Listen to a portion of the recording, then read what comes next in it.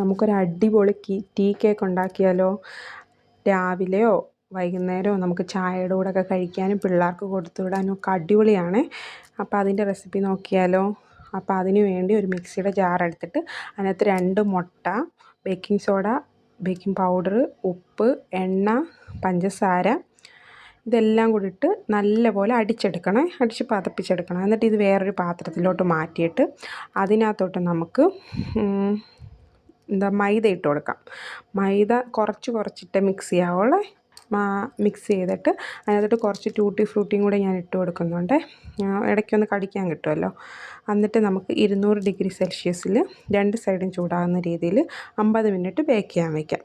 Bake ചെയ്ത് വന്നപ്പോൾ എൻ്റെ പൊന്നുമക്കളെ അടിപൊളിയാണ് കാണാൻ.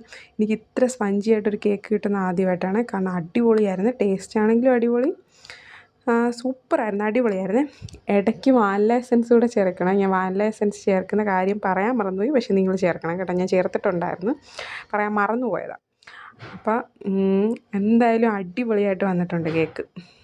അപ്പം ഞാൻ ജസ്റ്റ് ഇങ്ങനെ നടുക്കുന്ന് കട്ട് ചെയ്ത് നിങ്ങളെയൊക്കെ ഒന്ന് കാണിക്കാമെന്ന് വിചാരിച്ചു. ഇത്ര സ്പഞ്ചി ആയിട്ടാണ് ഇരിക്കുന്നത്. പിന്നെ നമുക്ക് ടീ കേക്ക് നമ്മുടെ കടയിലൊക്കെ കിട്ടത്തില്ലേ, അതുപോലെ ഒന്ന് കട്ട് ചെയ്തെടുക്കുന്നുണ്ട്. ഇത് നോക്കിയാൽ തന്നെ അറിയാം എന്തൊരു സ്പഞ്ചിയാണ്, അടിപൊളിയാണ്. എത്ര സോഫ്റ്റാണ്. അപ്പോൾ വീഡിയോ എല്ലാവരും ഇഷ്ടപ്പെട്ട ചാനൽ സബ്സ്ക്രൈബ് ചെയ്യണേ.